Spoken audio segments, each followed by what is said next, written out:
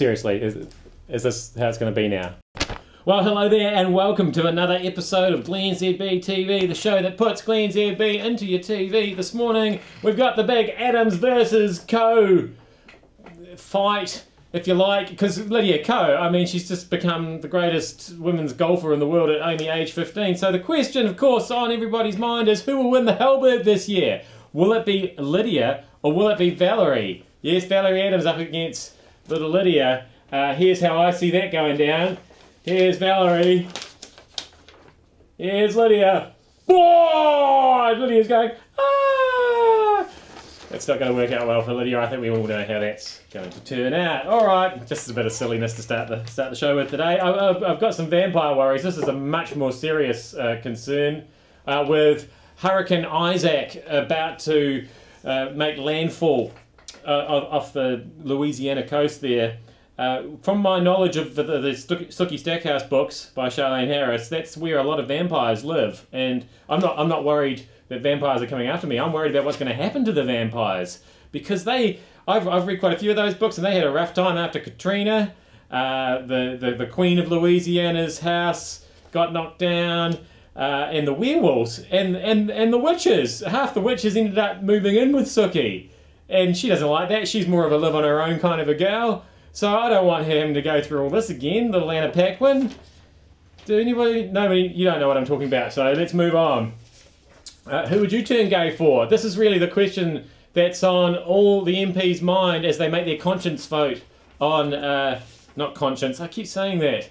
No, it is conscience. I said conscious last time, they had to stay conscious to make the vote. That's what I got right, it is conscience. Okay, their conscience vote on who you would turn gay for. Well, gay marriage. I think this is where some of the more conservative MPs have got a little bit confused. We're not trying to make it compulsory, guys. So we're not literally saying, you know, next time you go to the polls, you have to nominate somebody you're going to have to marry of the same sex as you. You don't actually have to do it. It's just for the people who want to do it, they will be allowed to do it. Do you see where you might have got that wrong? I was just hoping to clear that up for you. Now, exciting curiosity news. I'll tell you why I've called this topic this in a minute.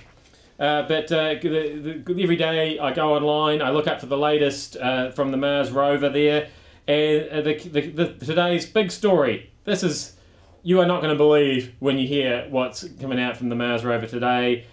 The Curiosity rover descent video gets a 25 frame per second upgrade. I know! So they took the video of the descent of the rover, which we all thought was amazing, and then some guy's gone through and he's used some kind of software that adds extra frames into it, and now it's completely high def. These guys are such nerds, aren't they? So the question is it only nerds who are interested in Mars? Well, no, it isn't, because India is also interested in Mars, because they've got a space program, don't you know? Oh yes, in 1975 they put an unmanned probe into orbit around the moon. That's right. Oh no, that was in 2008. Around the moon, they put a satellite up there in 75, and they're planning a manned space flight in 2016. But get this, they've announced that by the end of 2013 they will also be on Mars along with everybody else up there at the moment. So you go, India, and I think this is because they've got some images back from Mars and they've seen this. Yes, that's right. It's a horrible Martian monster. Actually, it's the kid from Slumdog Millionaire with shit all over him.